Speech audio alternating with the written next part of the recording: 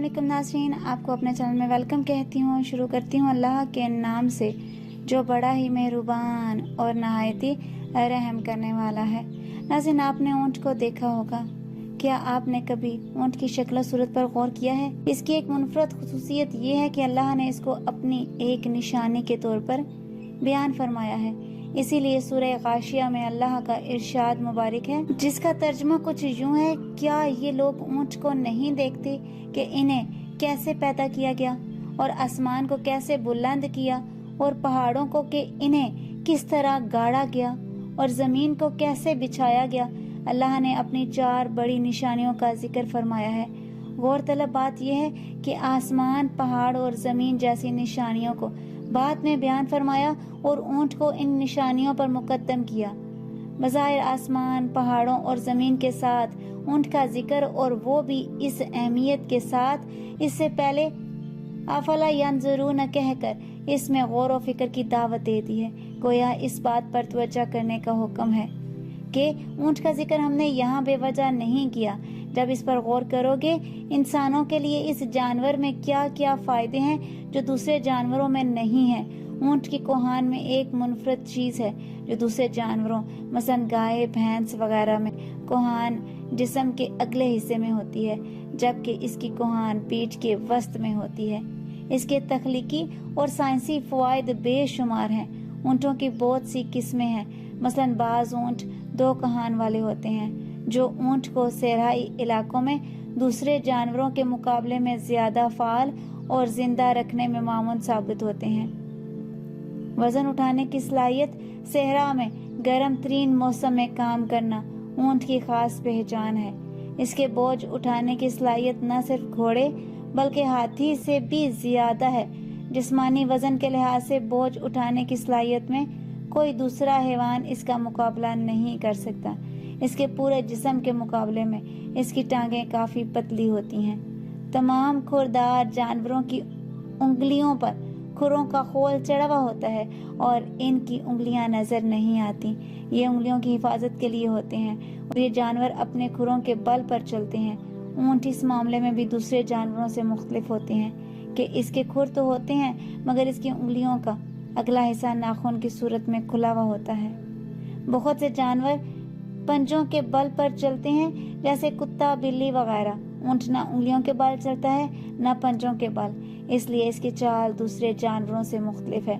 दूसरे जो पाए गाय, बकरी, भैंस वगैरह चलते हैं तो जब इनकी अगली दाएं टांगें उठती हैं तो इस वक्त पिछली बाएं टांगें भी उठती हैं। इसी तरह इनका तवाज़ुन अगली बाएं और पिछली दाएं टांग की मदद से कायम रहता है।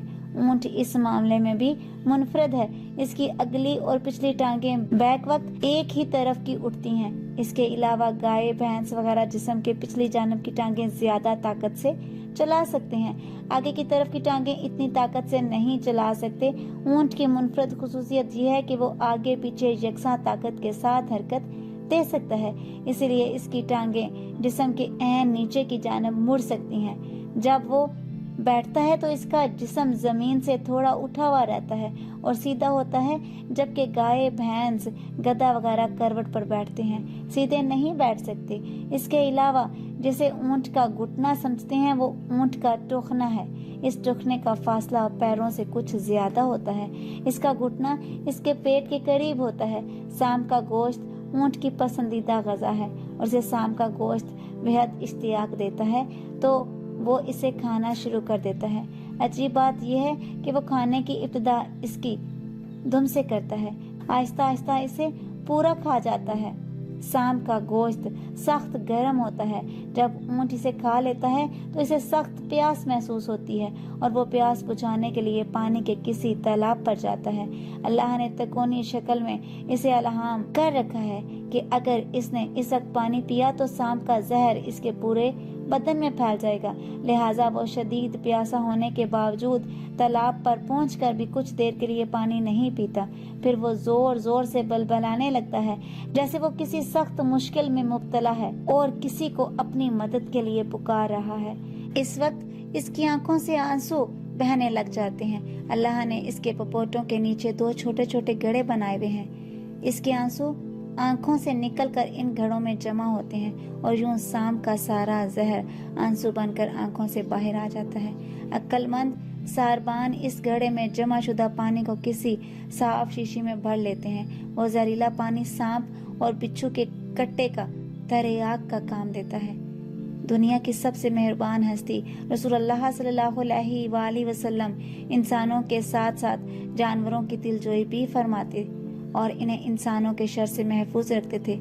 ये ईमान अफरोज मोजा भी एक ऐसे बूढ़े ऊंट से मंसूब है जो अपने मालिक की शर पसंदी से आजिज आकर अल्लाह के रसूल सल्लल्लाहु अलैहि वसल्लम की पनाह में आ गया तो सरकार दो आलम सल्लल्लाहु अलैहि वसल्लम ने इसकी जान बचाई, जिस पर ऊंट ने अल्लाह के नबी के लिए 4 दुआएं फरमाई। लेकिन इनमें से एक दुआ ऐसी थी जिस पर रसूलुल्लाह सल्लल्लाहु अलैहि वसल्लम अब्दीदा हो गए तो सहाबा इकराम रजी अल्लाह ताला अन्हा तड़प उठे थे कि ऐसा क्या माजरा हो गया कि अल्लाह के रसूल सल्लल्लाहु अलैहि वसल्लम की चश्म मुबारक से आंसू बह निकले हैं। कशफुल असरार में इस हदीस मुबारका को बयान किया गया है जिसमें इस वाक़े की तफसीलात बयान की गई हैं। इब्ने माजा रहमतुल्लाह अलैह ने इस हदीस मुबारका को हजरत तमीम दारी रजी अल्लाह ताला अन्हा से रिवायत किया है। वो फरमाते हैं, हम हजूर नबी करीम सल्लल्लाहु अलैहि वसल्लम की बारगाह अक़दस में हाजिर थे कि एक ऊंट भागता हुआ आया और हजूर नबी करीम सल्लल्लाहु अलैहि वसल्लम के सरे अनवर के पास आकर खड़ा हो गया जैसे कान में कोई बात कह रहा हो। आप सल्लल्लाहु अलैहि वसल्लम ने फरमाया, है ऊंट, पुरसुकून हो जा। अगर तू सच्चा है तो तेरा सच तुझे फायदा देगा, अगर तू झूठा है तो तुझे इस झूठ की सजा मिलेगी। बेशक जो हमारी पनाह में आ जाता है अल्लाह भी उसे अमान दे देता है और हमारे दामन में पनाह लेने वाला कभी नामुराद नहीं होता। हमने अर्ज किया, या रसूलल्लाह सल्लल्लाहु अलैहि वसल्लम, ये ऊंट क्या कहता है? आप सल्लल्लाहु अलैहि वसल्लम ने फरमाया, इस ऊंट के मालिकों ने इसे ज़बह करके इसका गोश्त खाने का इरादा कर लिया था, सो ये उनके पास से भाग आया है और इसने तुम्हारे नबी करीम सल्लल्लाहु अलैहि वसल्लम की बारगाह में इस्तगासा किया है। हम अभी बहम इसी गुफ्तगू में मशगूल थे कि इस ऊंट के मालिक भागते हुए आए। जब ऊंट ने इनको आते देखा तो वो दोबारा हजूर नबी करीम सल्लल्लाहु अलैहि वसल्लम के सर मुबारक के करीब हो गया और आप सल्लल्लाहु अलैहि वसल्लम के पीछे छुपने लगा। इन मालिकों ने अर्ज किया, या रसूलल्लाह, ये हमारा ऊंट 3 दिन से हमारे पास से भागा हुआ है और आज ये हमें आपकी खिदमत में मिला है। इस पर आप सल्लल्लाहु अलैहि वसल्लम ने फरमाया, ये मेरे सामने शिकायत कर रहा है और ये शिकायत बहुत ही बुरी है। उन्होंने अर्ज किया, या रसूलल्लाह सल्लल्लाहु अलैहि वसल्लम, ये क्या कह रहा है?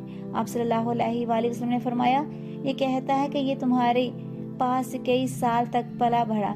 जब मौसम गर्मा आता तो वो तुम घास और चारे वाले इलाकों की तरफ इस पर सवार होकर जाते और जब मौसम सरमा आता तो इसी पर सवार होकर गर्म इलाकों की जानब कूच करते हो। फिर जब इसकी उम्र ज्यादा हो गई तो तुमने इसे अपनी ऊंटनियों में अफजाइश नस्ल के लिए छोड़ दिया। अल्लाह ने तुम्हें इससे कई सेहतमंद ऊंट अता किए।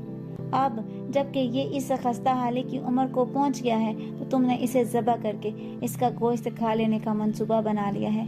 इन्होंने अर्ज किया, खुदा की कसम या रसूलल्लाह, ये बात मनो अन इसी तरह है जैसे आपने बयान फरमाई। इस पर हजूर नबी करीम सल्लल्लाहु अलैहि वसल्लम ने फरमाया, एक अच्छे खिदमत गुजार की इसके मालिकों की तरफ से क्या यही जजा होती है?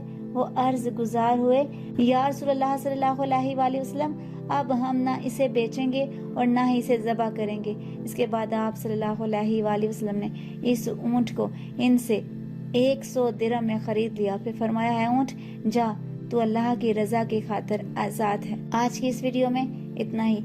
अगर आपको मेरी वीडियो अच्छी लगी तो लाइक और शेयर कीजिएगा। अगर मेरे चैनल पर नए हैं तो सब्सक्राइब कर लें, साथ वाले बेल के आइकन को क्लिक कर लीजिएगा ताकि मेरी हर नई आने वाली वीडियो की अपडेट आप तक पहुंचती रहे। अपना बहुत सा ख्याल रखिएगा, मुझे अपनी दुआओं में याद रखना मत भूलिएगा। मिलते हैं अगली वीडियो में, तब तक के लिए अल्लाह हाफिज़।